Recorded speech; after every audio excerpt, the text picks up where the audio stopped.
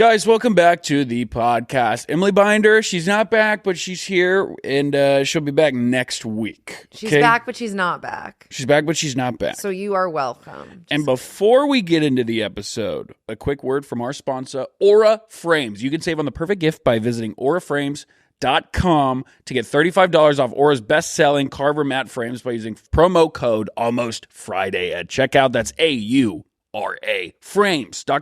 Promo code Almost Friday. The deal is exclusive to listeners, so get yours now in time for the holidays. Terms and conditions apply. You could be a radio host. Thank you. Let's get into the episode. I guess I kind of am a radio host. You kind of are. Sure. Sure. Fuck it. Guys, welcome back to the pod. Welcome. We got a very special guest, Strider. Honored to be here, boys. Strider Wilson, thank you for coming. Thank you for having me. Liam, thank you for having me. Angus, thank you for having me. I'm excited you're finally on because we tried to get you on with Chad and JT scheduling. But here we are at the Tin Roof in Nashville, where guess what? Big announcement. They're selling our beer now. So you can go to the Tin Roof and get the Friday beer if you live in Nashville. Tasty. You got to try it. It's great. But yeah, here we are. Incredible, guys. Incredible vibes. Yeah. We're moving this weekend. We got a big schedule going. What's the schedule? Well, I mean, we're just like at Tin Roof all day in our bar. Yeah. Almost Friday Sporting Club. All day. Strider, you just put out a special. Dude, Liam, thank you for mentioning. Yes, dude. Special's out right now. Making Memories. Check it out. Free on YouTube. Just type it in, dude. Making Memories, Strider Wilson. Super fun, dude. So fucking funny. Big fan of it. How's the process for you filming and editing a special? That, stressful?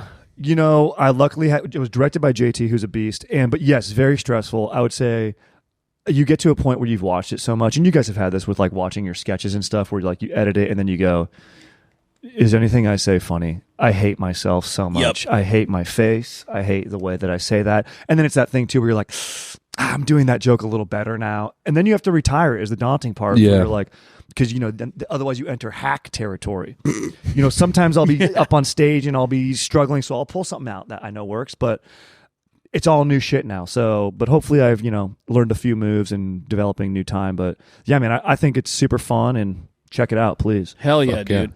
Yeah, that's a part we often talk about where we're like editing a YouTube video or something, and by the end of it, I fucking hate it. I don't ever want to watch it again. I won't even watch it when we upload it. Yeah. I don't want to even look at the comments. I'm so sick of it. Yes. You've poured so much time into it, and you're editing it, and you're going, fuck, dude. Like, why didn't I think of this when I was writing it? Mm-hmm. Yeah. This would be so much better if I could redo it. 100%. I know. You truly do. You write one thing, you shoot one thing, and then edit another, and then. Well, as the late great Tyler Falbo says, R.I.P. You shoot a movie 3 times: when you write it, when you shoot it, when you edit it. Mm-hmm. Rest in peace, Tyler Falbo. Rest in peace, dude. Just those big guys don't last long. No, they don't. Like Great Danes. He's got that elephant heart inside. Yeah. You know what I like about Falbo? Many things, but I played pickup basketball with him. He's good. He's a beast. Yeah, he's not one of those tall guys who just wants to shoot threes and miss the whole time. He'll take you to the paint, and he's got good footwork down there. He abused me on the low block, I have to say. When did you guys hoop? This was been a few years now. I haven't had the confidence to get back on the court. He's a physical specimen. He is. Yeah, he's quite good. Although I will say, when I get down in the paint, you wouldn't think it with my skinny frame, but I can lock it down. And I can keep him outside of the paint. I believe that. And you know, you have a tenacity about you. I can see on defense where you're like, you're not getting an easy bucket on Angus. Well, the thing about me is that my shot is so atrocious because I had a growth spurt when I was a boy. So my shot went from good to I don't know how to shoot anymore. Mm-hmm. So I stopped playing. But now, when I play basketball, I'm like, all I want to do is defense, rebound, and pass. And it's so fun. The best teammate you can have. I got to play my role. That's what we do. If you're like a 6'2", 6'3" white dude, you've got a role. It's to knock down an open shot, crash the boards, play hard D. That's what you're doing when it comes to pickup basketball. Amen. When I was a freshman in high school, I was going to try out for the high school basketball team. And so I'm getting some shots up, getting ready for the tryouts there in a day or two. But I'm in the high school gym just shooting around, and our indoor track coach walks in, who's like a woman in her 60s, and she goes, "What are you doing?" I said, "Just getting ready for basketball tryouts." She goes, "You're not a basketball player. You're not going to make the team. You shouldn't try out. Why don't you come out for a winter track?" I go, and I was like, "Okay." That's their job. Huh? You realize she was gaslighting you. It's like No, but I took her word for it, and I was like, okay, and I didn't. I try know, out for but like she needs more people to be on the track team. That's Yes. why she did that. And then I went to one winter track practice and quit. And I was like, looks like I'm just hanging out this winter. Yeah, winter track. What is this? This sounds like torture. I've It sounds actually like never she's heard of pranking. I guess it's just indoor track. Okay, that makes sense. Indoor okay, thank track? God. Yeah, it's what like events are you doing? I guess more or less. Vaping, Yeah, vaping, fingering, fingering, edging. edging each other, skating and hanging out.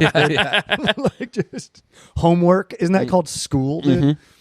Dude, speaking of those Tyler Falbo's spooky frame, me and Liam were getting on the plane, and Oh yeah, we got to that part of the plane where like all the controls are, and the door of the plane is right there, and some dude, 6'7" guy, walks in, pulls up in a Porsche. pulls up in a Porsche, walks in. One of those Delta Porsches where they just drop someone famous off. You know what I'm talking Yeah, about? and he's wearing this shiesty with like, it's like a bear with ears on it, and he's wearing the most absurd outfit I've ever seen that only a mega superstar would wear. Like if I wore it, you guys should hit me in the head with a He's bat got a so I Louis can't see V anymore. backpack on, all white leather Louis backpack, and then just like a leather jacket that must have cost $7,000. What looked like snow pants to me. He looked like he was about to go snowboarding, and so we're like, "Who the fuck is this guy? Who's He's this?" back. He's back in a middle seat, very back of the plane. Yeah. What? Yeah, and then we're leaving the plane. We're waiting outside for everyone to get off. We're like, "Who the fuck is this guy?" Yeah, MGK. Like we were like, Machine Gun oh Kelly. yeah, that makes sense because we finally saw his face. It was so obviously MGK. Dude. Guitar. Yeah. That's pretty, dude. Imagine having the energy to like wear an outfit like that. I think it just has to be based on personality. Like I would never wear that outfit. No. Also, if you're trying to go incognito as a celebrity, why are you dressing? That didn't help. We wouldn't No. have looked. We wouldn't have looked at him if he wore just a shiesty. But Yeah. he's wearing like Actually, I would have. no. If he was wearing a shiesty mask. He literally man. looked like an anime villain. Yeah. With those pants. Yeah. The pants. If he Yes. was, I still would have. Just wear a hat. Just go Leo. Do a black hat and a fucking mask. No. He's too famous for that. You think? Yeah. 'Cause his body type. His body type, and we recognized him with just his hair poking out in his eyes. Yeah, that's true. That's all it took was his blonde hair popping out. And we were like, oh shit, yeah, MGK. Yeah. Dude, imagine you've got a kid. Best kid, and your kid's weird. We want our kid to ideal, like maybe be on the winter track team. Play That'd be some cool. Sort of sport, have a few friends, maybe a girlfriend. Who knows? Whatever. It's someone that loves him. Imagine your kid just hangs out in his room and just plays with his like fucking soundboard the whole time, and he's growing to be 6'7", and you're like, fuck, dude, this kid could play basketball. Like as a dad, selfishly, I'm like, dude, go get go make 3-pointers, be the star of the team, do what I couldn't do. That's what I would want if I was a dad. Mm-hmm. And then your kid does turn out to be Machine Gun Kelly. That'd be pretty sick for Yeah. a kid that like is basically incel style. Depends on what music you like. That's true. I think some Yeah. dads would be pretty disappointed. If my kid started rapping, I'd be like, we're not doing this. We're not. You got to be one of those dads. Like if your kid is into like an obscure sport like badminton or like pickleball or like even gymnastics, even which is kind of sick because you're jacked. But like as a parent, you're invested in that now. Yeah. You're like that's your world. We go to Gavin's events. Gavin play. He's doing soccer or he's doing tennis, and we're excited about it. Well, it's great. tough. If you can stop all of that if you just start hitting him. Then you don't Yeah. have to go to any obligation. Just like your father and my father hit us before, Yeah. and their Yes. fathers before. Yeah. It's like a chain going all the way back to like the Pope, like the current Pope. It's connected to St. Peter, the original Pope. Angus, I would say when my father would give me a dead arm, he'd call slug bug and just nail me a dead arm, if I didn't say the license plate. And I would go, that's the highest form of love. That punch is coming from generations. And I go, thank you. My dad would punch me and I go, thank you, sir. May I have another? I think I didn't even know that was a thing. I feel Thank you the weight, so much, Dad. I feel the weight of my great grandfather hitting him and a chain all the way into me. Yep, exactly. And my great grandson will feel my punch. Oh, absolutely. I had an uncle who would pick me up by my ears. Ooh. And it was Oh, he wow. would, he would like it was more just my head, but he would fully pressure grab my ears and lift me up, and I was like, That's a high honor. Could you hear your ancestors speaking to you through his whispering. palms? They were Yes. chanting my name. Oh, like in Yeah. the Voldemort voice. Hear me, Liam. You are loved. Liam. Pledge to me. Dude, I'm obsessed with the Voldemort voice, bro. My wife and I just crushed the Harry Potters again. Oh, By the way, nice. what an amazing series. I watch him every Christmas. Dude, yeah, it's so funny. We were joking about this. It's like kind of Christmas in like all of them, but it's never actually Christmas. Yeah, I know. I don't understand it. But they're Christmas movies. They for just some capture reason. the vibe. Yes, it's cozy. Have you heard the Luke Moniz bit about it? No. He just posted it, so I could say it. Why do they celebrate Christmas in the Harry Potter movies? Wouldn't Jesus just be a normal guy there? 40 minutes. 40 minutes in every movie. It's Christmas. Can you imagine if Jesus showed up at Hogwarts? They'd be like, oh, what do you do, man? I turn water into wine. Cool. So does everyone who works in the back. Put on an apron. Yeah. Great call. Wait, I guess they are celebrating Christmas though, because there's like a tree and Harry gets like the cloak.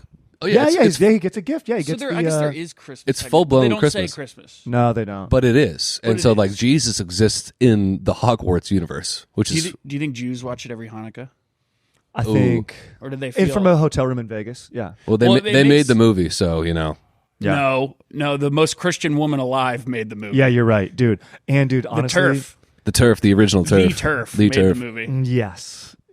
Yes, dude, but they're so good, dude. I love the Wizarding World of Harry Potter. But fuck them. Sorry, real quick, but fuck them because that was the first franchise to do the money grab and split Book 7 into 2 movies, and then after that, Yep. Then Hunger Games fucking did it, Yep. and then it's. Game of Thrones did fucking 2 parts. Sopranos did 2-part. Speaking of Game of Thrones, I am now on Words of Radiance for the fellow listeners. I just started book 2 of the Stormlight Archives.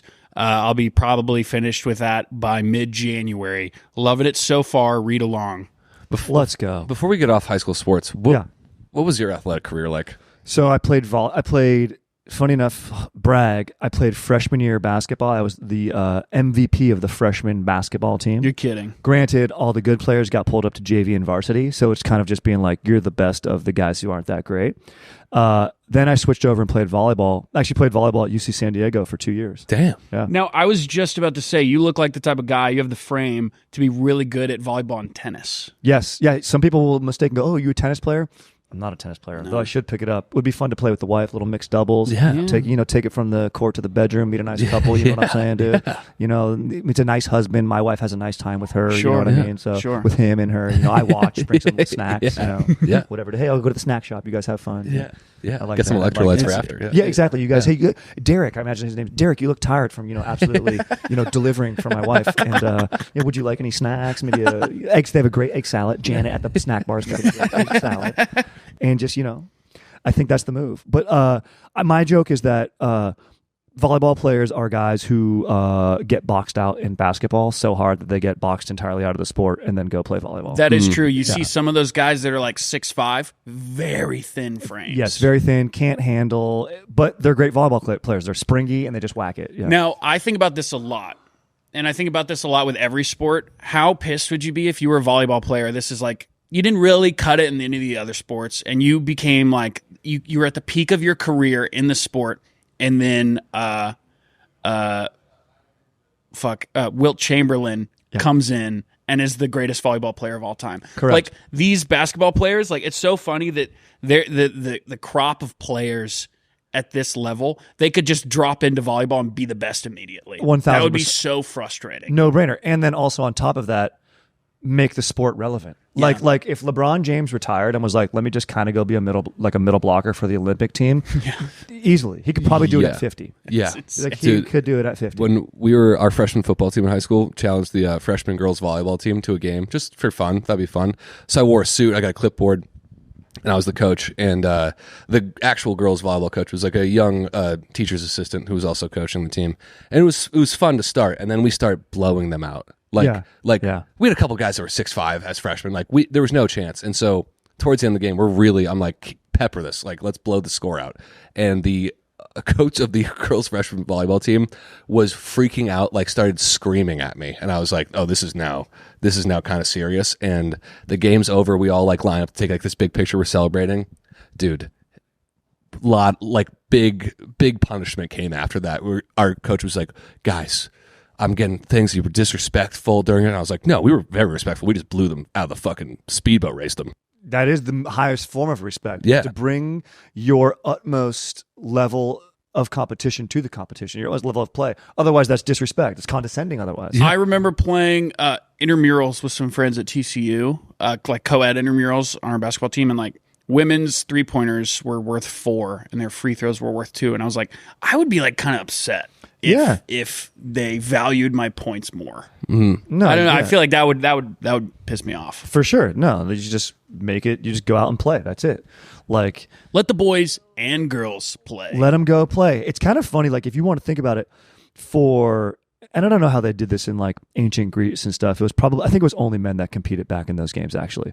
But like, and sometimes in the nude would be fun to watch. Very. As a known pervert, would be fun to watch. I love a flop. Not always. Sometimes they competed in armor to make it like more battle-like. Sure. But anyway, like running around a track, like it's the same distance. The women are fastest. All the women are a billion times faster than us. Just go run around the track. Just have whoever does it go do it. You know, in Don't get to Gladiator, distinguish. when they're getting ready to walk out, the OG Gladiator, and that guy starts pissing himself, and then the second they walk out, he gets fucking speared by a trident. Yeah. I always thought, I was like, that would be me. I'd be the guy that's pissing himself, getting ready to go out there, and then immediately killed. 100%. Just, You know what? It's good, in comedy like we do. I think you have to have honest introspection. I think that's the highest skill is one, a keen observant eye, but then also you have to look at yourself and realize, hey, this is my whatever vessel. This is how I present my comedy world and how I might be perceived. I think we all are honest with ourselves, but I think there's a lot of guys. Too honest. I put this exactly. I'm brushing my teeth. Look, I hate me. That's a roundabout way to say I fucking hate. I don't look in the mirror when I'm brushing my teeth. No, I can't. I have no mirror in my bathroom. I've ripped them all off the walls. I have no mirrors. I haven't seen my face in a decade. That's how much I the hate perception of myself comes from comments. Yeah. I don't know what I look like or how I am interacting with other people. Exactly. But there's a lot of dudes out there, probably our age. We're like, you guys are upper 20s, almost 30. I'm Sure. mid 30 and late 30. But there's guys who think they can still be pro athletes. I'm like, no, you cannot be a professional athlete. Like, yeah, I used to live with a guy like that. really? I don't think that's how it works.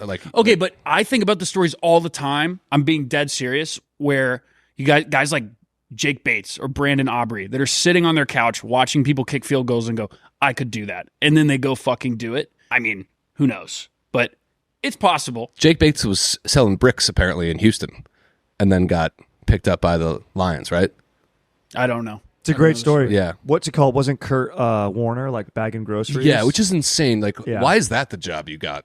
I don't know his story, but Kurt Warner, you couldn't get like a sales gig? Couldn't he get a modeling gig? He's like Yeah, an unbelievably attractive guy. yeah. Dude, just wear some underwear, bro. He knew he was selling a movie, and he was picking between what's going to make me look the most like palatable. Yes. to an Very true. audience. The most American story coming out of Canada. A lot of the most American things come out of Canada. True. Yeah, I wish I had a few examples.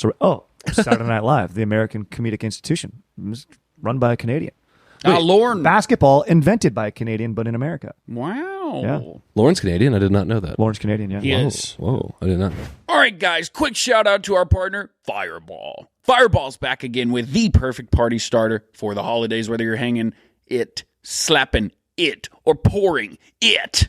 The non-denominational holiday-themed whiskey stocking is the must-have gift this year. It's literally a stocking full of Fireball that you can hang on your mantle or toss around the room with your friends. And I've been to plenty of holiday parties that were, I hate to say it, quite a bore. And if I had a few Fireball shots, it might have gone a little better. So I kind of wishing this was out back then. But that's okay. Better late than never. Now, me and Liam, as you all know, we have a big bet happening. Liam's not here because he got too scared and nervous that he was losing his bet. Our fantasy football teams have been going at it back and forth, and Fireball's been sponsoring this bet. Everyone's talking about it. Liam's going to owe me a big old $1,000 Lego set. He's toast. Fireball's iconic cinnamon flavor tastes fire and goes down easy, making it the ultimate crowd pleaser. Go pick up some from your local liquor store. Join us in drinking Fireball during the football season and during the holiday season. Let's get back into the episode. And going back to the flight thing, who's the most famous person you've ever shared a plane with? MGK. Oh, honestly, because I was on that flight but didn't see him, so I think also MGK, but unbeknownst to me. Yeah. Mine's Rosie O'Donnell. Whoa. Yeah, and I walked through first class a while ago.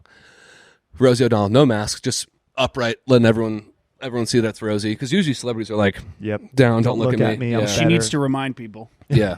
Oh, True. you know what? I have one.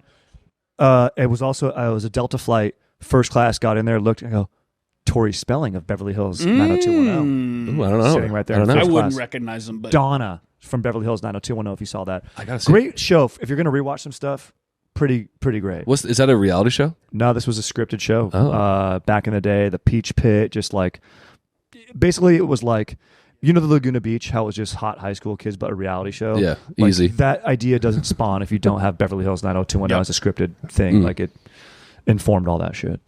I will say, I forgot about this until now. Me and Liam went to the Celtics Mavs game 4 in Dallas.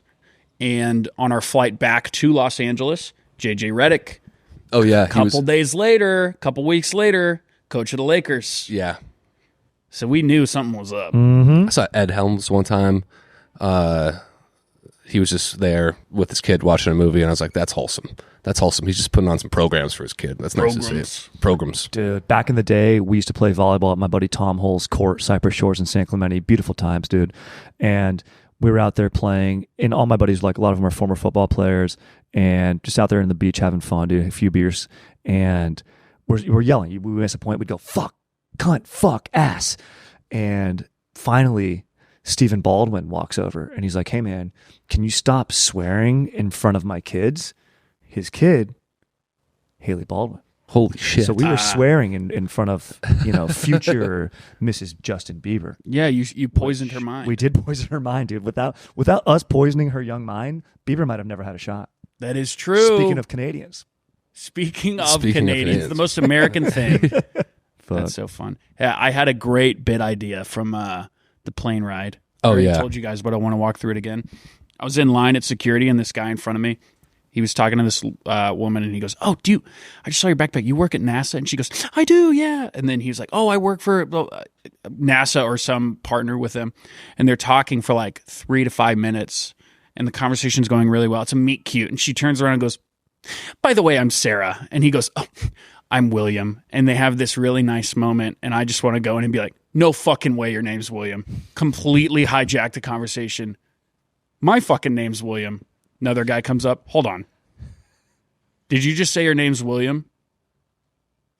"No fucking way." And then and then I come up and I go, "I'm sorry, I didn't mean to be eavesdropping. Did you just say your name's Steven?" They're like, "No, William." I go, Damn, your name. I point to the girl. You said your name was Steven? Sarah. Damn.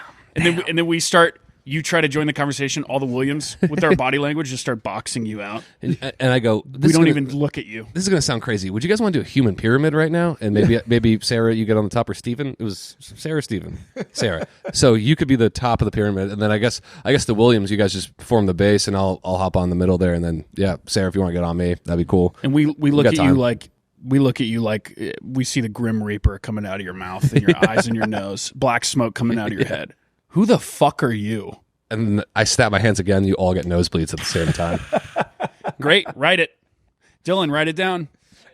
And then at the Dylan's end, producing our pod today, by the way. Emily couldn't make it to Nashville. This is like 5 episodes in a row that our producer hasn't produced our podcast. you guys are running and gunning. You're winging it. Let's go. Yeah, some of the best episodes we've had, I'd say. Really? Yeah. Sorry. Let's say. Emily. Sorry, Binder. Who knows what that means? Sorry, Blinder. Although might be out. Dylan's kind of just being a stick in the mud now. He's- He's not joining in on the fun or listening. He's vaping, and his body language is really spelling that he's a bad attitude. He's really putting out he does not want any part of yeah. He's just this. counting down the hours till he can go play Portal 2 in his room on his Switch. Absolute. Dylan, big time Switch energy. Yeah. Yep. Dylan, huge fan of Machine Gun Kelly. Loves Actually, him. Looks like him too. He's dressing like him, styling his hair like Yep, him. Yeah, a little bit. He's yeah. actually he's gotten 2 new piercings since we started this podcast. He's over here. He's piercing himself. Sorry, do you have any tats or piercings ever? Negative. Honestly, dude, I don't even know who I am. I'm still trying to figure that out. And I feel like to get a tattoo, Me too, you bro. got to know who you are. Yeah. I don't know what I stand for. Yeah. But if I did, it'd be a tramp stamp. Really? I'd get one right here. What would it say? Probably Derek, my wife's tennis partner. Property of Derek. Property of Derek. Derek's so cool. Yeah. So Or fun. a fun zone with an arrow pointed down the fun zone. Dude, growing up, I don't know.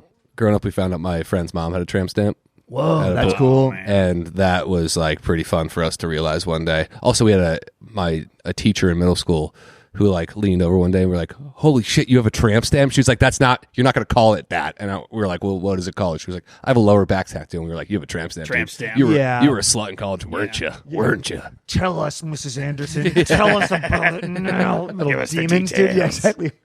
Horny little demons. We were known as their best self in middle school. Let's be honest. A savage age. It was, we're monsters. Yep. I saw an article today that some police chief was like, I believe there's maybe some evidence indicating that the guy Brian Thompson, the United Healthcare CEO, organized his own hit. It didn't seem like it. It did not seem like it from the video. That's who was this guy? Albus Dumbledore, dude? To bring it back to Harry Potter, dude? He fucking had this Snape assassin take him out. No, dude. What game plan? What billionaire is like, hey, dude, end game, I die, but I'm super rich. Like, maybe he's experienced everything. Yeah. He's just done. I don't know. Well, he was getting investigated for insider trading, I believe. Was he? Okay, so some stress. But I don't Yeah. know why you would organize it. Just kill yourself. You know the meeting that Yeah. he was going to? Because there was a meeting for whatever the fuck company he was working for. They had it. He got shot at 7 a.m. The meeting was at 8. They had the meeting. Well, they probably didn't know he got shot. No, that he got shot outside the building. I know. They knew. still continue with the meeting. They Yeah. couldn't have known. Yeah. How would they have Capitalism known? does not rest, It was my a friend. crime scene outside the venue. Yeah, but they're just going to go, oh, this guy's late. He probably got shot in front of our building.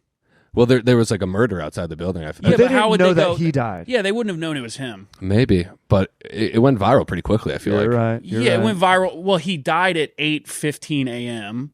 He got shot at 7. Oh, he didn't die on the street? No, he died in the ambulance. Oh. So they must have continued with the meeting, assuming, hey, this guy's just late for some unknown reason. Whatever, he's late. That's His less assistant's morbid. like, hey, I don't quite know, but he should be there shortly. And they're like, all right, let's just start. And then the meeting ended, and they're like, holy shit, we now know why he's late.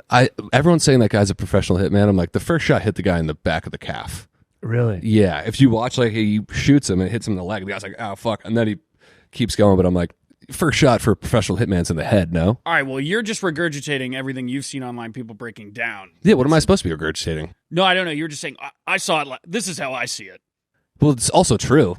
I know, but Like, if you get shot in the back of the leg, I just Yes. love the confidence you're speaking with. Like, everyone's saying this. I don't think that. I mean, if you look at the footage, I don't. If you look at the footage and a guy gets shot in the back of the leg, I just love it because Yeah. that's how I talk about things. When I watch one TikTok, I'm like, people think this. No, it's this way. I saw the Sheriff of Baghdad break it down, and I'm trusting that guy. Really? Oh, the Yeah. Sheriff of Baghdad. Dude, yes, that this guy, John dude. McPhee, is fucking wild. Yeah, bro. Wild. Have you seen any stuff about this guy recently? Who? John McPhee, the Sheriff of Baghdad. Ex, like, Delta Special Forces guy.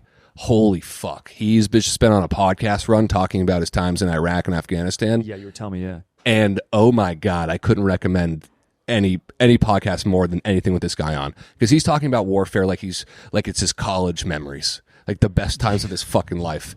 He's talking about murdering thousands of people with a smile on his face, and I was just like, holy fuck, this guy is no PTSD, nothing.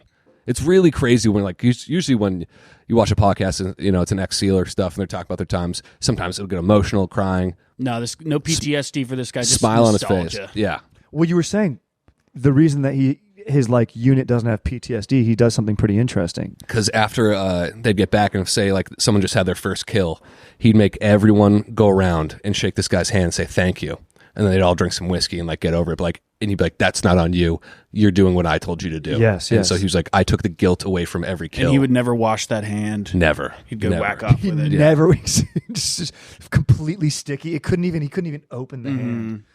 Just, Dude, he told this fucked up story about they took over some, like, compound that was run by these terrorists, and they had lions just behind, like, a chain link fence in this compound. Sick. And they would walk by and the lions were chilling, like, lazy as fuck all day. So when the guys would walk by, they wouldn't react at all. And then he said one day I was, like, just looking at the lions, and a mother and a child walked by, and the lions started freaking the fuck out, like, going crazy at the fence. And he was like, holy shit, they've been feeding the lions kids and women. whoa. Because the lions didn't react at all to the guys, didn't give a fuck about them. And when they saw, That was their food. And is that Yeah. confirmed? that's what he said. Yeah. Here's the thing, though. No, but- he's making a flash judgment because Yeah. it's a smaller prey. Yeah. Like, even at the zoo, a lion will go after a little kid. Like, there's, like, a famous TikTok video where, like, the lion is like, yeah, exactly. Also, when you're a villain, it's fun to have an interesting trait. Like most villains in movies, they're into like big cats or something like that. Yeah. Yes. Question for you guys. What would be your interesting thing to have as a villain? You know that there's the tiny pet cat. There's also big cats that you can have around. A snake, Voldemort. I would have 1,000 finches in my office. No cage. Just have the floor would be covered in seed and bird shit. And I'd be covered in finches. I would have Aragon from or Aragog, the big spider from Chamber of Secrets. All right, well, that's a good one. Well, let's be real. Let's be realistic. Yeah. Like my 1,000 finches. Yeah, Okay, dude. fine. Liam, then. let's keep it in the real world, please. Thank you. Water buffalo. That's a good one. That's a Yeah. terrifying animal. Yeah. And then all your meetings. Oh, okay, my lair. I would have to have. I should have thought. Here's one. Monarch butterflies. Speaking of Ooh. monarch Oh. tattoos, just a ton of monarch butterflies, which seems benevolent, but then every time I'm like, they actually, are bad for something. And I could see you. Someone asks you like, "Why'd you do this? It just doesn't make sense." You bring them to the back of your office and you show them a cocoon and you go, "Do you know how a caterpillar becomes a monarch butterfly?" That's exactly the monologue, and that it describes my whole evil thesis. Transformation. I'm going to transform It'd be awesome. everyone. I will put people in cocoons. Do you think a caterpillar knows why it starts building a cocoon? They don't ask the question why. They simply do. I'm going to take why out of the equation, starting with you. Do you know how So fun to be evil. Do you know how far monarchs travel when they migrate? Thousands of miles in one direction. Do you think they know where they're going when they go? No, but they reach their destination. They follow the wind. You can think of me as wind. I'm taking the wind out of the equation. Taking the wind. There's some cool fucking science videos watching about like how scientists really don't understand how birds and anything that migrates. They're like, we know they do it. They do it all the time, and like, but why? Can I interject there? Yeah. Yes. Animal magnetism. What is I that? think they do know why. Go on. They literally have like, Dylan, can you Google this? Why do birds migrate? I'm pretty sure they have like a sensitivity to the Earth's magnetic sphere.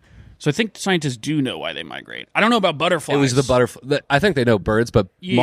monarchs travel to Mexico. Right, Mexico, yeah. Like that's that's wild. fucking insane. I know. The what do you call it? Like their ability to just know something and print it in their DNA is something I'll never be able to wrap my head around. It's insane. It's like signals. Like humans have some of that stuff where like, if we give off like, it's why like, this is gross, but like if you throw up or you're sick, your body will emanate a bad phrase, but it's just going back to, human DNA back in the day being like, that smells rotten, bad, decay, Yeah. death, stay away. Or like raw meat or stuff, or like Yeah. even colors. Like, dude, I've crushed a lot of nature docs, dude, so I'm pretty much an expert. And like, the color red is usually bad. Poison, Yeah. you know what I mean? So I'll know. It reminds me of like, you know how like when your buddy is like puking or something and it initiates your gag reflex and you're like, oh dude, I'm gonna puke now. It's like Yes. herd mentality. Yes. If one thing is throwing up, it ate something poisonous, so the whole herd is going, and Yeah. then puking. Very interesting.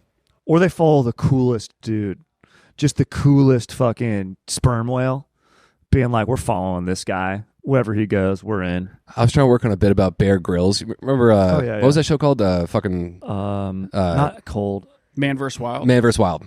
And everyone got mad at him because it was apparently scripted and he was staying at fucking Holiday Inns and shit. And But my take on that is the show gets way more entertaining when you know it's scripted. Because when he starts drinking his own piss, you know that there was a writer's room where he was like, I'm going to eat this grub and then drink my own piss this episode. Everyone's like, yeah, I don't know, Bear. And he's like, no, trust me, this is gonna hit.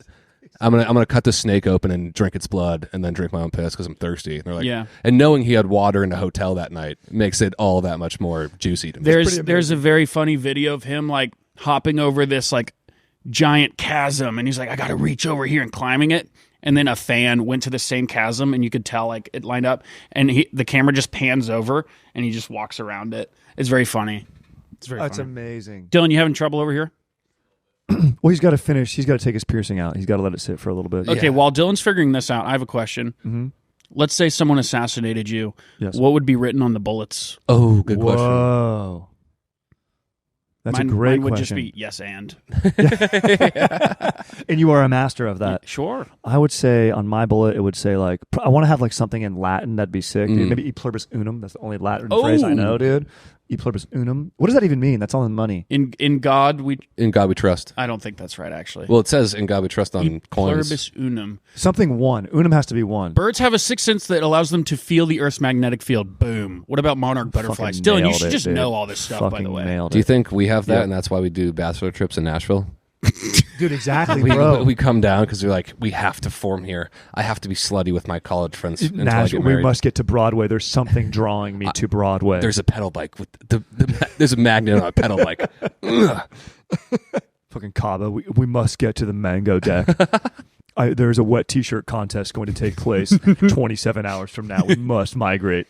There's some frequency we all hear that we just follow. Yeah, exactly. You have the best bachelor party take of all time, the sequel. It's Yes. the great Could you break down the sequel for people?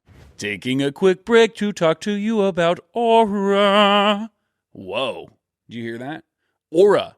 It's a digital picture frame named #1 by Wirecutter. Okay? The hunt for the perfect gift. It's that time of the year. What am I going to get, Mom? What am I going to get, Dad? Guys, I'm telling you, you got to get them a digital picture framed. Picture frame. Boy, I got to have a coffee. I have so many photos I've taken this year living in Los Angeles, and I want to share them with my parents. What better way to get them a digital picture frame? Put it up in their home, and they can see little photos of me sliding by, missing their boy who went off to war. You can save on the perfect gift by visiting auraframes.com to get $35 off Aura's best-selling Carver mat frames by using promo code ALMOSTFRIDAY at checkout. That's AURAFrames.com, promo code ALMOSTFRIDAY. The deal is exclusive to listeners, so get yours now in time for the holidays. Terms and conditions apply. Get yourself an Aura frame, get your friend an Aura frame, and get your family an Aura frame this holiday season. Do it now. And another quick word. Big news, guys. We're going to get stoned for the duration of 2025. We're running a monster giveaway for the remainder of the year. A year of free THC and Delta-9 products. Almost Friday merch. Unique Almost Friday experience. All you have to do is click the link below, fill out 2 or 3 questions on how you'd like to get banged up on the weekend, and you're good to go. This is the easiest giveaway you've ever had to enter. We're giving you free SHIT. I won't be saying that. Oh, good job. For the entire year. You must be 21 to enter. You've got to fill out the survey, and you've got to love having a good time. Go enter. We'll see you on the other side. Absolutely. It's basically night one, everyone goes too hard. It goes too hard. Also, and this is depending on your friend group, usually the guy organizing it should send the money out, like, hey, what's everyone comfortable spending, and then find a happy medium to pitch in. And then, of course, the bachelor himself, doesn't have to pay, but usually if you are the bachelor, you drop something night of. But the sequel is you roll up day 2.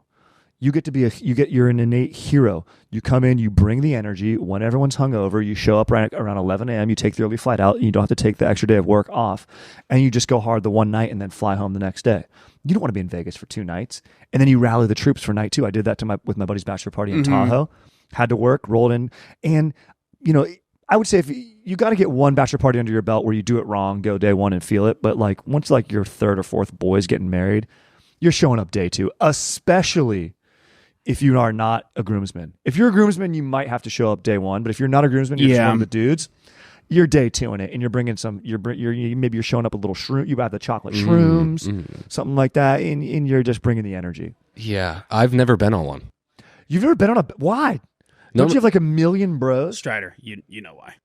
Oh yeah, you're not. Nobody's gotten married yet. Plenty of your friends have gotten married. Liam. None of my friends have I gotten hate married. to break it to you. Oh, Liam, they text us. They know when to block you on their stories. They know it's Your best friend, your best friend growing up. What was his name? It was Matt Hayward. Yeah, Matt. He got married. He's happily married. He's married? Yeah, he's happily married. Liam. He's been married a while. Yeah, he's got his kids. He's about to have his kid. Oh yeah. So yeah, that's gonna be sucks. nice. The wedding was lovely, by the way. so much fun. I had a blast. Yeah, like the way they did the big dinner seating, and then it was like a murder mystery thing. He told me it wasn't that expensive. Really? To set all that up. It seemed like I was gonna say how many zeros are behind this. I don't 2. know. I've been to one wedding, and it was like a lot of family members I hadn't really seen since I was 5. And so this, like my dad's cousin, who I haven't talked to since I was 5 years old, came and sat down, but my other cousin just gave me a 50 milligram like German Zyn. And he was like, just put it in for a little. And so I put it in. my whole body's buzzing. I'm melting. I like can't even keep my jaw closed, and I'm like drooling out of my mouth. And I'm trying to respond to her. And I'm like, and she probably thought I was the drunkest guy at the party. And I was fucked up, and I was like, I couldn't speak to her. And until the point where I just looked at her because I was like, I don't want to pull this thing out of my mouth and then be like, sorry, I was on 90 milligrams of. And well, Liam, your first mistake was everybody knows a German's in goes up your butt. True. You boof it, you keister it. Exactly. Boofin's one of those words that's like correct. You called it the right thing. It's so funny. Like whoever thought of that is a pure genius. Like let's boof this. Like how does that even? I do prefer keistering. Keistering was great. When you said it, immediately in the back of my mind, I go memory bank. Well, if you say you want a Lucy. Yeah, I'll take a Lucy. Here, I'll give you a Lucy right now. Thanks. Just make sure you keister it. And hold on, I keistered them.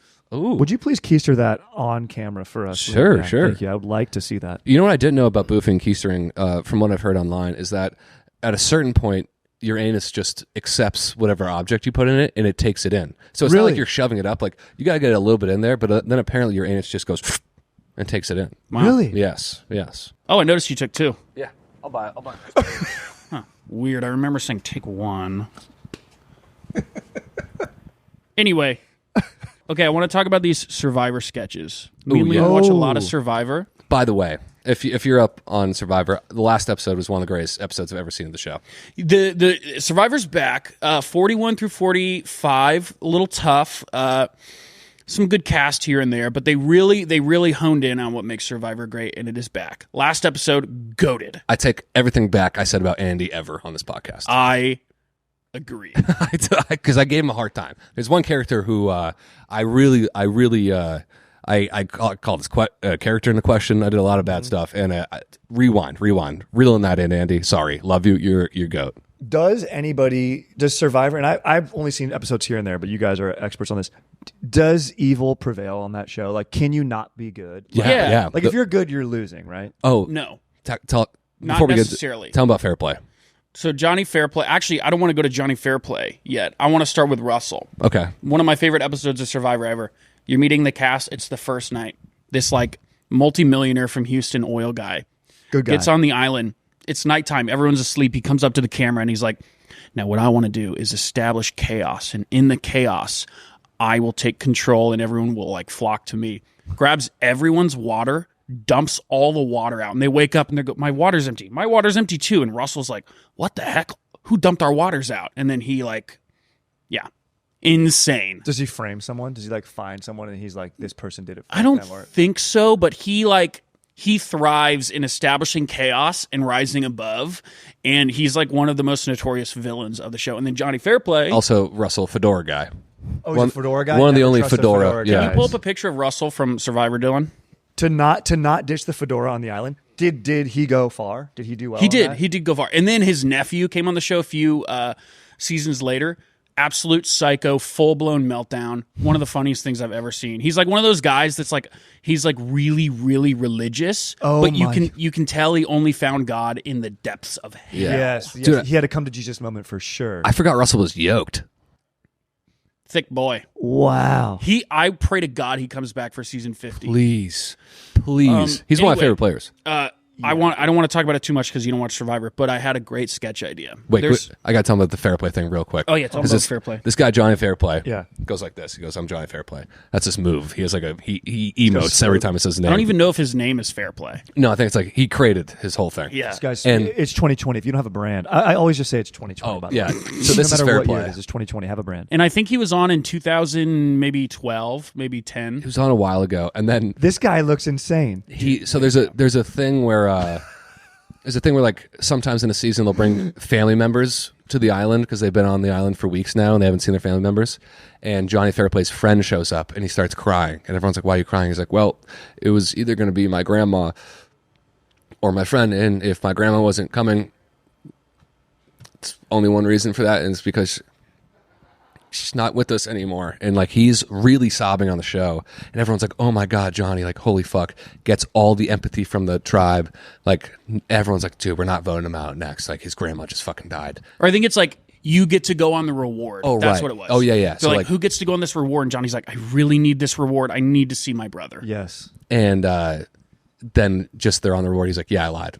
And his brother's like, it worked. Like total scumbag. He's so thought of this. That's so psychotic. He comes on a few seasons later as like the villain again. First episode, quits because his wife is pregnant. And he's like, what am I doing here? I should be back with my family. And quits the show. And everyone's like, well, why? You knew your wife was like pregnant. You had 9 months, right? Yeah. What the fuck? At least. Insane. Fair Play's goated. I got a great sketch. Yeah.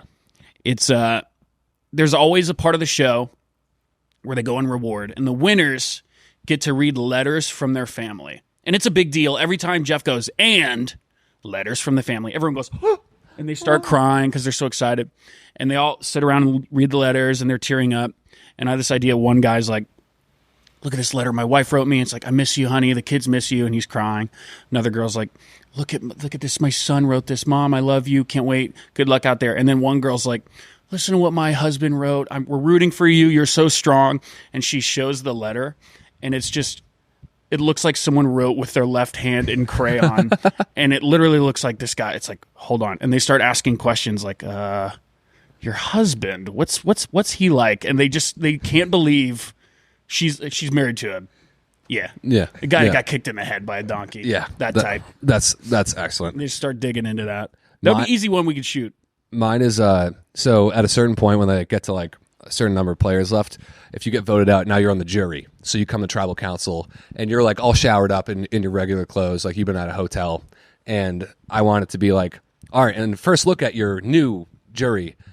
Evan got voted out at last tribal council, and it's clear that he ripped his hair out and some of his teeth.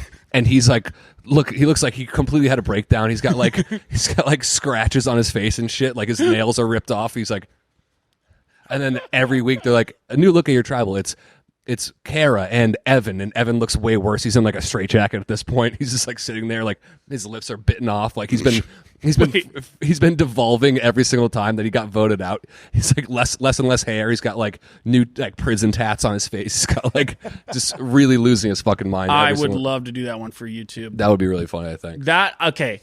We always pitch Survivor sketches, and Tyler's like the showrunner of our YouTube or whatever, and he's like, no, we can't do another one. I'm in on just his hair is completely like all over the place. He's like very in on this one. Looking at the people that voted him out. When we're at it, I don't care. He carved something into his forehead. Yeah. Liar, traitor. Yeah. It's just depose, whatever the fuck you wrote. Deny, depose, defend. Yeah. I like that. Deceiver. Deceiver. Do you guys want to look at some crackers? Yes. Dylan, your time to shine. Dylan's nervous. Oh, you think our audio's none of this is being recorded? Why do you say that? You know, guys, it matters a little. Think about it medical-wise. If someone's like, there's a 10% chance you might die taking this procedure, are you nervous? Yeah. Are you? Yeah. I ever tell you a story? We were in Buffalo, and we recorded a podcast, me and Willie D, years ago, with Eric Wood, old Bills lineman. For a great fucking episode. Incredible. Like, he's talking about like cool Josh Allen stories when he just got drafted, really cool old NFL locker room stories, fucking awesome, rich stories. I look up at the end of it, and I just noticed that like the person that was producing it went to turn off the camera, and it turned on, and then went to shut off the audio, and I noticed that both red lights just came on, and I was like, so I didn't say anything in the moment, but I was like, holy fuck. And he noticed it, and he was like, oh, did we not get any of that? I was like, no, we got it for sure. You're smart. Yeah. Nothing. The wind out of the sails. Oh, no. Anyway, great segment. We do Crackers of the Week.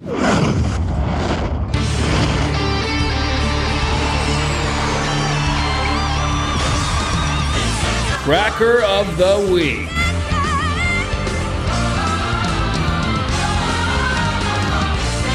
Cracker of the Week. This couple is absolutely... I don't know this guy's name, but I'm obsessed with this guy. Coach Monarch.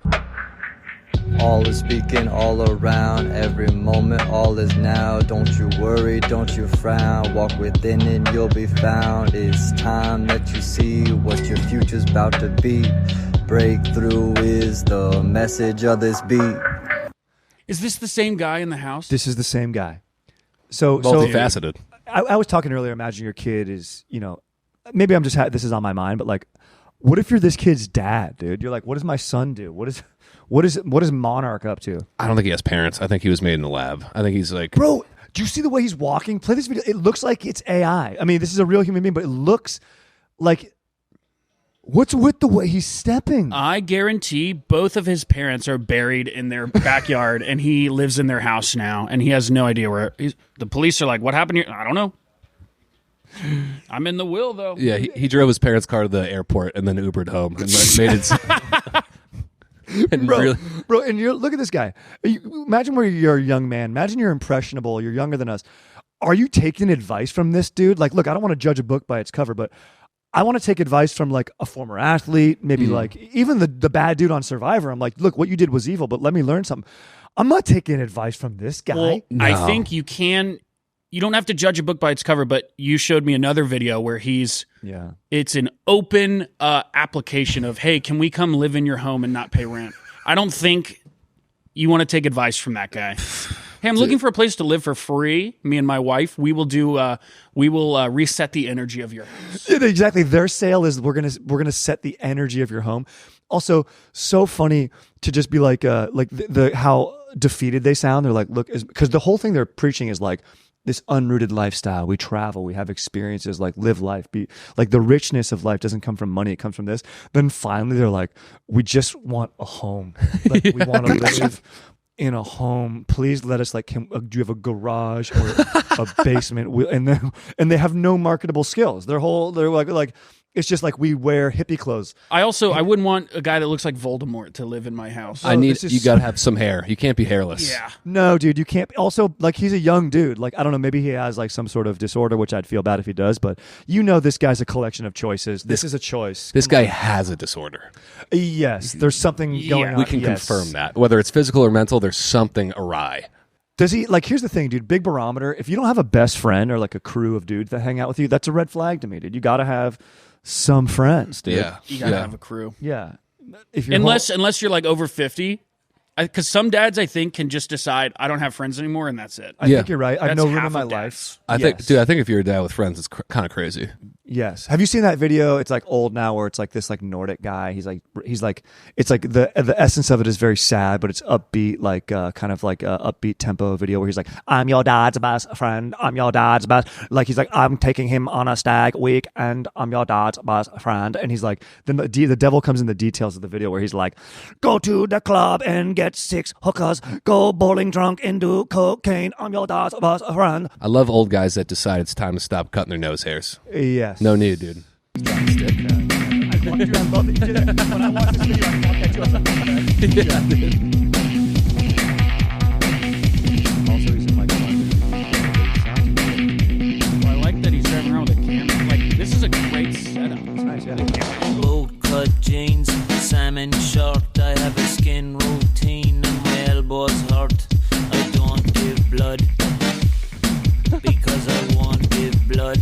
On a long weekend, he never had a stag. He never had a stag. We're taking him to Amsterdam and making him a man. You get it. Dude, this is awesome. This is Pretty hilarious. great, right? Yeah. This is awesome. That is fucking awesome. That's so fucking awesome. It's good. How many views? A lot, like a 10 million, I think. 2.4. Wow. Oh shit. Good for him, dude. That's close to 10 million. You would like the northern. It's pretty close. You would like the northern boys. Oh really? Taking a quick break to talk about Chubbies. I've been living in Chubbies Everywhere pants lately, and I have to say they are really perfect for anything. They're lightweight, water resistant, and surprisingly durable. Very durable. The stuff I've been getting into, the horrors that go on outside this podcast, I can't believe that the Chubbies haven't ripped. Are you spending the holidays with your new partner's family and want to make a good impression? You can make a great first... What? I'm not spending the holidays with my new partner's family because I don't have a new partner. Oh. But if I did, I'd be giving him Chubbies. Chubbies is perfect for nailing that holiday look while keeping things relaxed and fun. Chubbies is home of the ultra cozy comfort clothes that keep you feeling warm and looking better as the weather gets progressively worse and worse. From their flannels to their warm pullovers and their cozy quarter zips, Chubbies has all of the fall-ready threads for that outdoor football game, pumpkin patch adventure, or a weekend bonfire. Chubbies are very, very, very extremely comfortable. Thank you, Chubbies, for sending me all the pants and shorts. Check out their website for the best deals of the year, folks. For a limited time, our friends at Chubby's are giving our listeners 20% off with promo code Friday20 at checkout, chubbysshorts.com. That's 20% off your order with the promo code Friday20. Support our show and tell them we sent you this holiday season. Gift yourself and your loved ones, Chubby's. Let's get back into the episode. You know what I'm going to say? This is going to sound crazy. I really like when there's a little bit of glue on my beer randomly. I like to pick it off. I like to pick it off. Oh, yeah, that's I did that. It feels really good. Yeah. Dude, it's like when you ever get like glue on your fingers as a kid. Yes. And then you peel it off. Yes, and like it matches the fingerprint. Sometimes you're like, whoa. Whoa. Yeah. Am I Jason Bourne? Exactly. I always think about that too. I'm like Mission Impossible, like no fingerprints. Yeah. Dylan, show your face on camera. Yeah, Dylan. Come on, Dylan. Come on, show yourself. Show all the girls that you're a Dylan, heartthrob. let the people see. He's a heartthrob. Look how handsome he is. Cute guy. And he's into music. What else do you like? Harry Potter. Oh, yes. Hey, he likes Harry Potter. I've had a Miko to chimed in and done a trivia question about my password on my computer. Okay, what is Really? it? Trivia question. Let's hear it. What is the password to get into Dumbledore's office? If you ask, I solemnly swear I've been up to no good. No. oh, shit. Is the password like if... It says it once in, I think, Chamber of Secrets.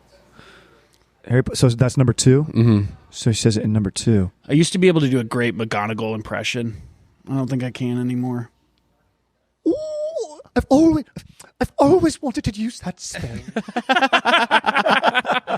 Dude, we were just talking about... Potter. Yeah. Mr. Potter. I was- do not accept this.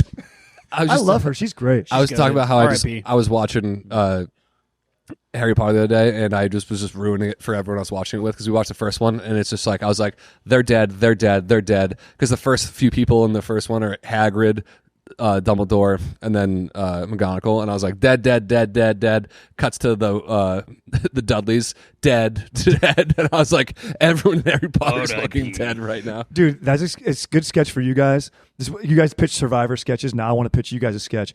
Austin Powers, right? Do I Make You Horny, Baby? Based on a true story where we watched. I hadn't seen Austin Powers. We rented it like when you used to rent direct TV movies. You can still do like in a hotel. My whole family's watching it. None of us had seen it. My buddy Jeff had seen it. The whole movie, every time Austin Powers would talk, and he didn't realize he was doing this, would just say, he'd go, groovy horny, baby. So I was like, there should be a thing where you could like do it, because that movie 2000's coming out or whatever. Yeah. So you could shoot it in whatever style that Kyle Mooney movie is going to be shot in, but you're showing your buddies Austin Powers for the first time, and you're just the fucking worst guy, and you do that the whole time, and then you have to lose your mind and end up killing him. I like that vibe. You're just pissing him off. That's me and my bag is playing the worst guy to be around. And I love it. Because you're a great guy to be around, but it's why you get... Well, you'd think that, but you haven't been exposed to me for long periods of time. True, yeah. You get little slices of the pie. Liam has the whole pie at home. Dude, yeah, it's Chinese water torture. You're Wait, you're really? drowning. No. You're drowning. No. I would No. say when we first started living together, but now I've turned into a mute cat, and I just go in my room. But at first, I didn't know when to turn it off, because I couldn't, because that's... It's sometimes it turns on when there's like a new person in the room, and it flashes back. Wait, what is this? Like Fun Charming or like No. like, Darkness? No, almost like I'm a phantom that haunts the room. energy vampire. Energy Oh, vampire. just the yeah. Well, it's because I know I have nothing to contribute. But if I know how to take away energy. Just they're hanging out having a good time. You overhear something, close the fridge a little too loud. I kind of disagree with that. No reason why. Go back to your room. Exactly. Love it. Yeah. Well, I can't show my true self or my true thoughts. I have to Yes. hide behind this mask of this phantom character. But don't we all? Don't we Are we all? all wearing? To a degree. Yeah. But I've been better. Yeah. You're healing. Right. Yeah. Right. I've turned into an actual real person at home. Yeah. I would say so. Cool. Yeah. And we watch Scavenger's Reign together. We do. It and we sounds just- a little bit like Liam can't say the whole truth. No, he can. You have freedom to say whatever. Well, when you make eye contact with him, you can kind of feel some of your or your organs shutting down. You'll have my fingers like contorting. It's like in Harry Potter when he's writing and it starts carving, like whatever Angus says starts carving into my skin. And so I just have to say yes, otherwise it's like It's because You I've forgot to take the recycling out. This shows up. well, it's to the point where I've conditioned people where I act a certain way that when I say something real, people think I'm being facetious, and I'm like, shit. yeah. Example A. Oh, yeah, you have to hit him with a "I'm not fucking joking" sometimes. Example A. Yeah, remember the fucking thing? What did you do to Dylan? Oh yeah, never mind. Yeah, that's what I meant. Dylan doesn't I'll even tell you off know. there. I'll tell you off camera. Not a fun story. That's example A. Dylan could wear a Harry Potter costume, by the way, and easily nail it. Yeah. You could easily be a Harry Potter. Is it true that the new show's coming out? Is it true that Hermione and Snape are black, or am I just on like the wrong sides of Twitter? I don't know. See, I was cool with the Little Mermaid. I'm putting my fucking foot down on this one. But you know what? Here's the thing. Well, I think it's so canon now. Harry Potter's essentially Shakespearean, where it's like Othello can be black. Like I think it doesn't matter. you can do whatever. Like these characters are anybody's going to take shots at doing these characters. But it makes me 'Cause they're- angry. Yeah, let's explore that. What's up with that? Liam, let's Why did unpack that? that. Why did I go? Yeah. I go. That's not Hermione. I think my only thing would be like Dumbledore has to be old white guy. Everyone else can be whatever. See, I think Dumbledore could be an old black guy, but Hermione to me, I'm like, there's a friend group of 2 white guys and a black chick. You ever seen that? Well, Liam can't fathom that being from Boston. You guys I ever was seen? gonna say, Have Liam's like only Voldemort can be black. Obviously, that's obvious. I think the whole House of Slytherin should be black. To be honest with you, I think Draco should be.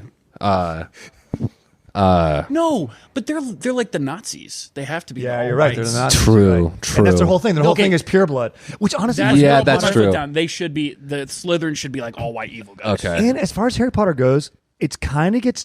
They're so amazing up until Order of the Phoenix number 6, 7, and 8. Like I said, then it gets into these heavy World War II themes. I think Voldemort's plan could have been a little bit. I don't know. I'll say this. I think Mudblood. if the Quidditch team was all black and there's one white kid, I'd be like, okay, that makes sense. That makes sense. Oh, we're all the black And kids. he's Yeah, the they're walk. there. He's the walk on. Yeah, he's the walk on. He's yeah. Yeah. And dude, also what made me even more upset is Ron is a They cheer when Ron's he gets a Quidditch scholarship. They throw him the little bowling ball, and they stand up. The video goes viral. Ron's fucking not a ginger. in the books. He's No, not a ginger? in the new show, he's got blonde hair. I'm like, that's the whole thing. The Weasleys are redheads. That's like part of the story. is But is True. everyone still British in the show? Because remember, famously in the movies, like everyone had to be British. J.K. Rowling. True. I want everyone. Is everyone British in these? I assume. Well, I mean, I don't give a shit. I know you're doing a bit, but I actually don't care. No, that's how Liam feels. No, that's how I yes. feel. Yeah, that's real True, Liam, true, dude. true. My bad. But Dude, the Dune show sucks. really, fuck. I had no desire to watch it. Do you like the Dune movies or no? Yes. Yeah, I think Dune 2 is think genuinely the best sci-fi movie ever made. I agree. I think it's so sick. It's so incredible. Dune 1 wasn't a full story, right? But Yeah, was set still up. amazing, still beautiful. But number 2, I'm like, this is the sickest thing I've ever seen. Yep. The show, on paper, it's about the Bene Gesserit witches or whatever. This is going to be sick. I want to know more about this world. Dude, pretty boring. And honestly feels cheap. The sci-fi feels cheap in it. Like it looks bad. So this is how I felt when Batman came out. I was like, this is the sickest fucking movie ever made. And then the Penguin came out, and I was like, I'll wait to see what the reviews are. That turned out to be sick. So I was hoping that for the Bene Bene Gesserit. Gesserit. but yeah, I'm waiting to see the reviews. I should watch Penguin. I haven't seen that yet. I'm a big Colin Farrell guy. I love Colin Farrell. Colin Farrell's awesome. Dude, have you heard the reviews for Penguin? No. They are like sky high. Like the season's wrapped up. Like you can just look at IMDb. It's one of the highest rated first seasons I've seen. Really? Oh, I'm going to start that when I go home. I would assume that ceiling, though, the reviews I've heard, I'll go into it now having too high expectations, but I'll still love it. We got to hold the real Batman, the Robert Pattinson Batman mask. One of the best days of my life. I smelled Really? it, dude. It's fucking awesome. Let's go. It smells like an old baseball glove. As it should. That's how I feel the bat suit should smell like. Yeah, that. Yes. dude. Leather. You felt like you're in a worn shed. leather. Yeah, it's like Yeah. good. Like, you're in a dugout smelling that thing. That's so nice. Dude, it was awesome. I held it like I was holding the Holy Grail. It was fucking insane. The smell of athletics. You walk into a play it again sports sometimes. You just go in there. Oh my god, dude! you're You, like, can, dude. you hear the fucking gloves Yes. popping, the bats fucking hitting. Yeah, like it's like in the movie The Chatter, like a Field of Dreams, like you hear like the shout, "You're out too," like in the distance. Dude, hearing the crack of a bat is unlike anything ever. Like a good crack of the bat. When's the last time you heard one? And then the crowd stands It's like, up. it's like open the can, dude. You're right. It's the same beats of it. Yeah. It's perfect. Yeah. And then you hear that you followed by anticipation from the crowd. Oh, and then you see where the ball goes. Oh my God! Are So you kidding beautiful. me? And then We live for those moments. Cue the song from The Natural. Of course, I don't know what I live for anymore. Yeah, I don't know if I have meaning. I don't think I do. And me and Liam talk about it sometimes. But it's life. You know what's fun is we're up here on this podcast having fun. Sure. Bringing energy. Sure. 3 fun guys. Yeah. After this, we're all just going to go sit pretzel leg in different parking lots around the city Yeah. Yeah. by ourselves. My plane ride back is going to be a nightmare. Oh, yeah. Oh, I choose the middle seat on purpose so I can ruin 2 other people's flight. I put on the saddest. I put on After Sun, or I put on Requiem for a Dream every flight. I don't even watch it, but I want other people to know what I'm going through. I watched the opening sequence of American History X on a big monitor. I actually pull it out of my backpack, plug it in on a big monitor. I lower everyone's tray tables and I watch that. During takeoff. TV has to sit on the left and the right. It doesn't fit on the middle. No. And at full volume, loud. The last time we left Nashville, we were here. I didn't eat for like 48 hours and just drank the whole time. And so I was like, oh, I got to puke. Average color Tuesday. Average color Tuesday. And I get in the Average bathroom. color Wednesday. And I'm like, I'm going to throw up, but I got time to get to the bathroom. So You I sound walked like down Josh the whole Block. Yeah, literally. I don't drink. I didn't eat for 48 hours. But dude, I've told this before, but I get into the bathroom. I'm like, oh, I have time. And the second I go to push in the fucking plane door to get in the bathroom, I go, oh God, I'm puking right now. I get in, I shut it behind me, projectile vomit against the door, and then it's just still coming. I go like a paint roller down to the toilet, and I stood there, looked around, like looked in the mirror, like my eyes are bloodshot, like watering, laughed like the Joker. Like just like, and then was in there for like a half hour cleaning it up to the point where like they're like knocking on the door, like everything all right? And I'm like, yep, just taking those like tiny little thin napkins and just being like, just puke all over my hands, my wrists. Dude, do you want to know something? First of all, it's good on you for cleaning that up. But 2, JT taught me this. You know, to get in the bathroom, all the flight attendant has to do, and anyone can do this now that I'm telling you this, is once it's locked, you know how it turns red, like for occupied, green for vacant, whatever? You can just move that little thing up and down, and that's how you get into the bathroom. Whoa. But why would you need to do that? Pervert.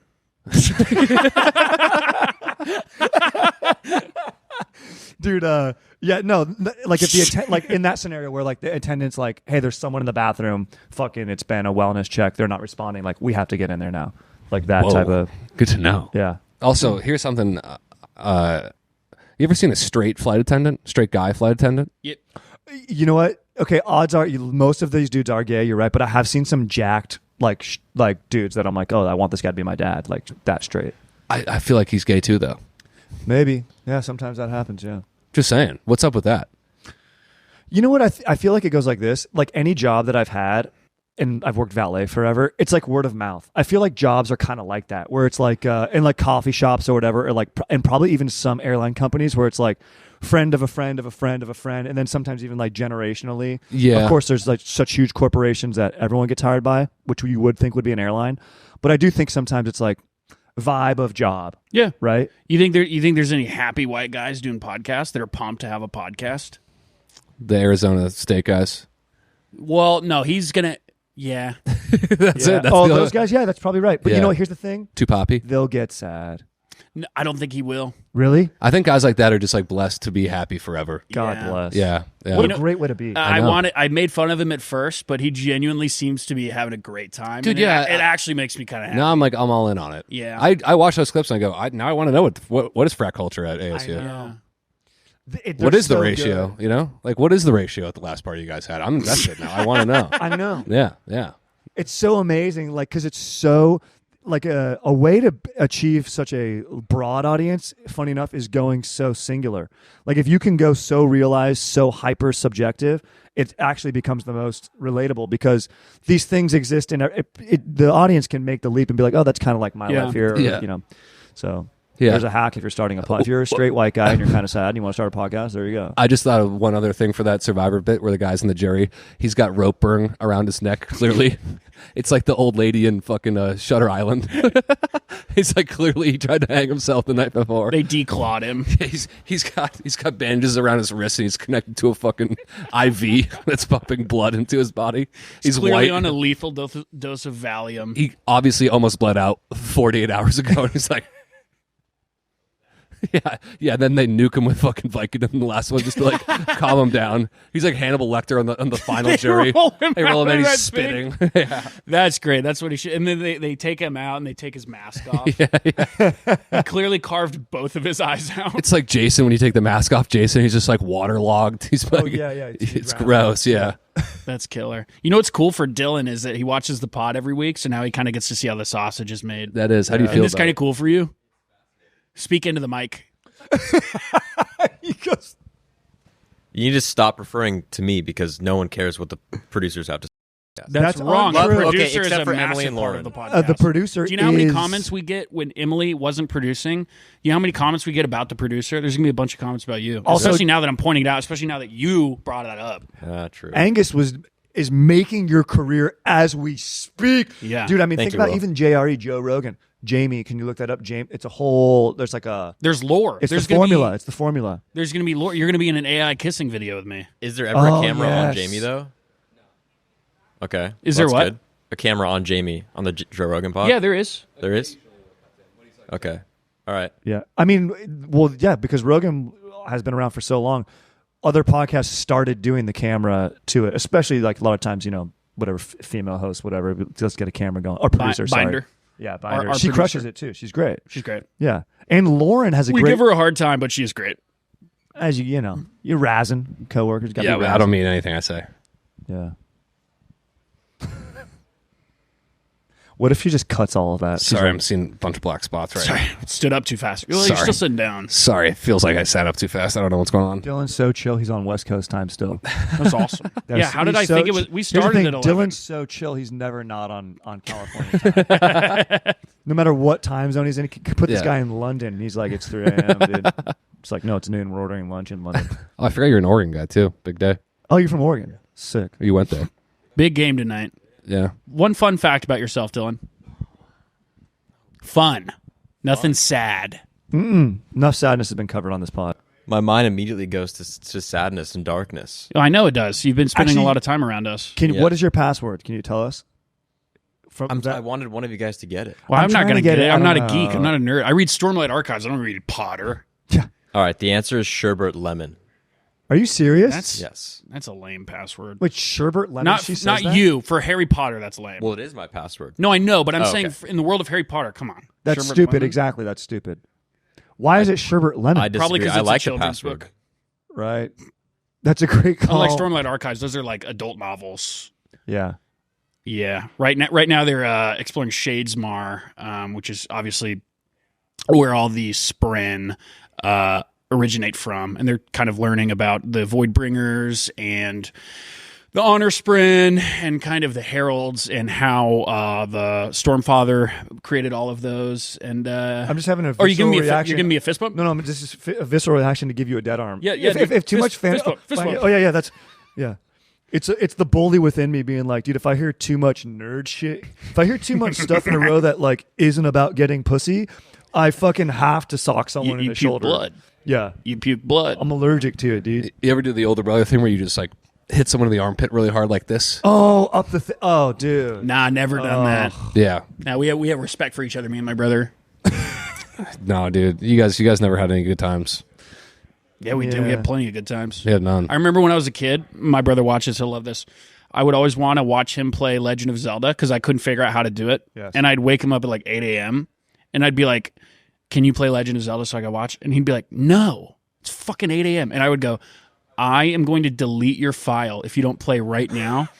And I would run to the Nintendo and pretend to delete it so that he would get up and play. Amazing. Did you ever do any armpit stuff to you? What was his go-to move when you were being annoying like that? Well, I was annoying 105% of the time, and he would just put his fist through my chest or my arm, Yeah. and I would stop pretty quickly. Yes. Sometimes I Yes. wouldn't, though. You know how MMA fighters would like build their shin up to like reduce pain? Yeah, kick the. Eventually, he would have to find new spots to The best, and I would bring it on. I would invite it. Because your whole body's kind of like cauliflower ear. Sure. Yeah, at this point. sure, yeah. Sure, yeah, why of not? course, yeah. Dude, I remember the tone of my brother being like, if I was doing something annoying, him being like, Older or younger? Older brother. Dude, I'll beat your ass if you do that. Just that tone, just be like, dude, I'm gonna beat your ass if you don't stop doing that. Was just the best. And you'd be like, all right. I had a younger brother, so I never had the older brother thing. My older sister would beat the fuck out of me. Yeah, my sister would beat us up till yeah. And then at a certain point, I just got too big. I remember one time I caught a punch, and I really felt like I was like, crushed her fist. It was the dust. Neo moment where you stop bullets. and she knew it was over then. And then I had the same moment with my brother at a certain point.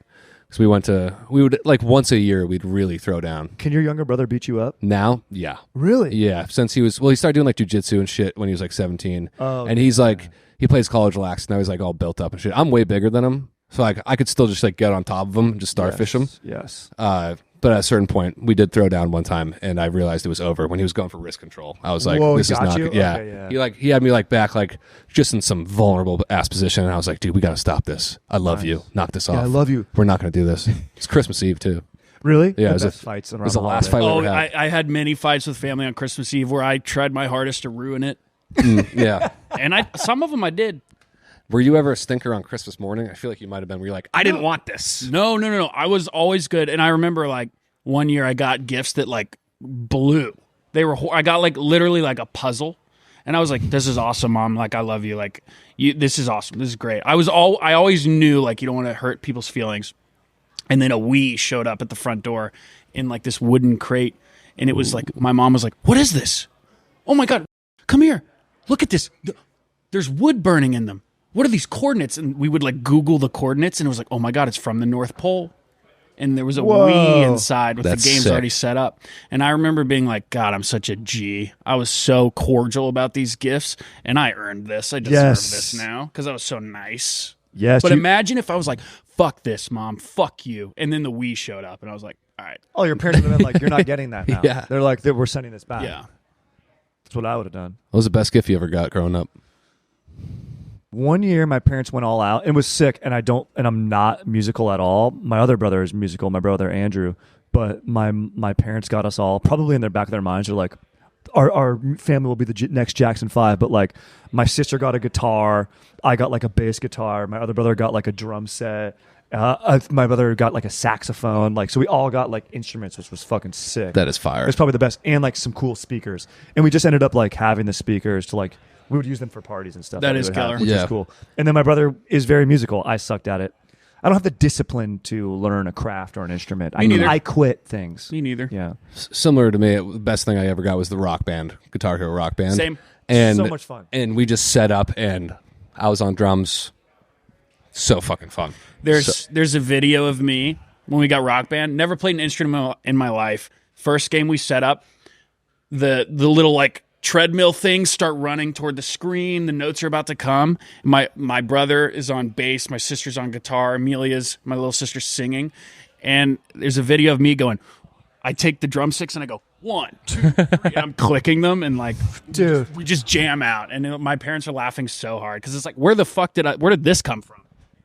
Yeah, dude. I just knew what to do. It It's so awesome. was great. So awesome. Killer. Star, what's the best concert you've ever been to? That's a great question. We went to Bruce Springsteen together, which was amazing. I do love You guys Bruce did? Springsteen. Yeah, it was awesome. When did you guys go I to mean, Bruce? it 80% of it was awesome Yeah. because that's when Willie. Oh, yeah. Willie showed that he was a true psychopath. Oh, wait. Tell that story. I don't know if we've... I don't know if we're allowed to tell that I story. think we told that story. Oh, you've told it? Yeah, we told it. Okay. Oh, yeah. as long as When it's he was out on, there. yeah. People do not like on this pod when we retell stories. Yeah, no retelling. Whatever, dude. I told the story about my roof leaking. People did not like. I thought that was the first time I told that. People did not like that in the comments. I thought that was the first time I told that. I thought so too. Best concert that I've ever been to, though? Oh yeah, we do have more crackers. I forgot. Oh, yeah. Wait. Weenie Roast, though, dude. 2006 with the boys. Weenie Roast. It was like 106.7 FM put on Weenie Roast. It was when Red Hot Chili Peppers came out with Stadium Arcadium. Okay. And being from Southern California, you love Red Hot Chili Peppers. They headlined. Rob Zombie headlined. Ooh. We were partying so hard. JT passed out. Another one of my buddies stepped on his head. 3 days later, he's like, man, I'm still pretty fucking hungover. Went to the doctor, like, yeah, you have a concussion, dude. Yeah, and it was just, we would just go there, all of us underage, just raging, having the best time. It was so sick. That's incredible. So it was that whole event. Pretty awesome. That is sick. Foo Fighters, I think, were the secret guest. Ooh. Yeah. Fuck. That sucks that my cracker's gone. This will happen sometimes where a video's so good, and I know it's going to be good, and we go look, and it's like, oh, obviously it got taken down. Yeah. Yep. All right, whatever. Basically, this guy leans in to kiss the girl, and she laughs, and she backs up, and she's like, and he's laughing like, what happened? What? It's horrible. Anyway, move on. That's Dude, every dude's nightmare. Dude, that happened to my friend once. On camera? Not on camera, but we were at like a bar on New Year's, and he's dancing with this girl, like doing like a grind thing for like an hour.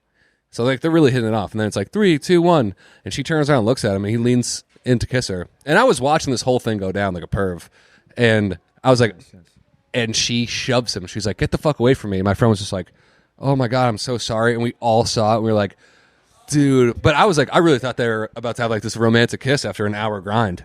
No, Wow, grinding and no kiss. dude, I felt so bad for my buddy. It was a rough scene. Everyone saw it, and that's how he started his new year. That's a rough year. It was for him. Shortly after that, got fired from his job. Dog died. Yeah. Fish died. Dude, that's pretty rough. You know what's so funny? So many New Year's is, and I've been a virgin. I was a virgin until I was like 21. I didn't even lose my virginity till college. Wow. And I was just, very shy. And it's probably due to my little penis, but Sure. And for like a million New Year's JT would throw all the parties, and me, my buddy Tom Hole, who by the way is he looks like a Viking. He's a doctor, went to Harvard, and JT for like every New Year's of high school, and then maybe some in college, like overlapping 4 or 5 New Year's in a row. All 3 of us, everyone's kissing in the ball countdown, and we'd all just go. And just nod and look at each other, and we've reeled in the new year, and we'll still text each other like at some point on New Year's Day and just be like, "What up, bro? What up?" It's great. It's so good, dude. That's so funny. All right, let's see. Let's do a few more crackers and get out of here. I love it. Yeah. Okay, we already saw this one, so yeah, we Yeah. did it on the pod before, but this is the same guy that was rapping, right? Yes, Yeah. that guy, Coach Monarch. Wait, did you send that alien one, Angus, to Dylan? That's not a cracker. I know. I just want to talk about aliens. Yeah. This Whoa. guy, I want to see Yeah. this guy. All right, refresh. This guy's a flight attendant.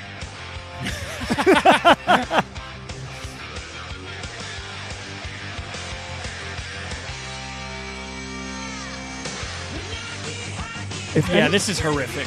If anybody asks you if modern masculinity is in jeopardy, watch this video and know that we're safe. It's great that he's in a sauna. Big time. He's in a sauna. He's probably pissing on the rocks.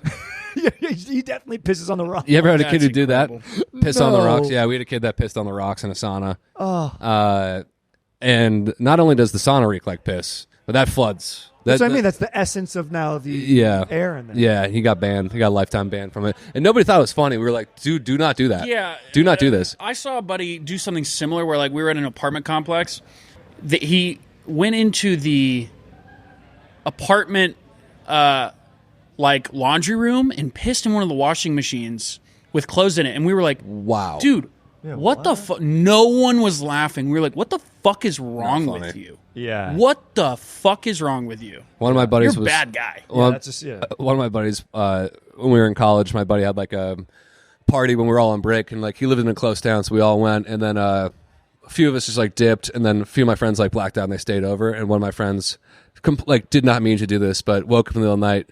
It's like, oh, I gotta take a shit in this kid's laundry basket with all his clothes in it. And then woke up, and my friend was like, oh my god, it smells like shit in here. He was looking around like, what happened?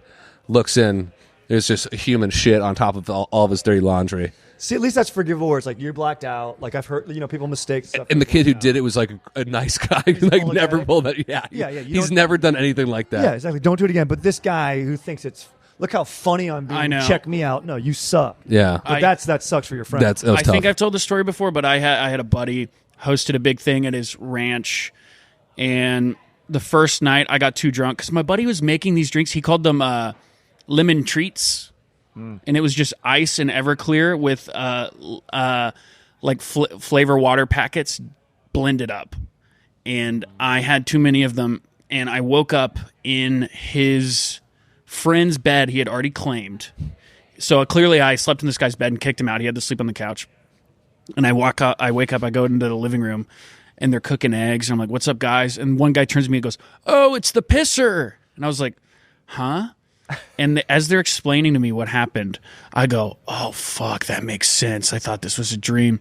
And I was leaning against the wall, pissing into this guy's shaving bag with his toothbrush, his deodorant, whatever medicine he had in there.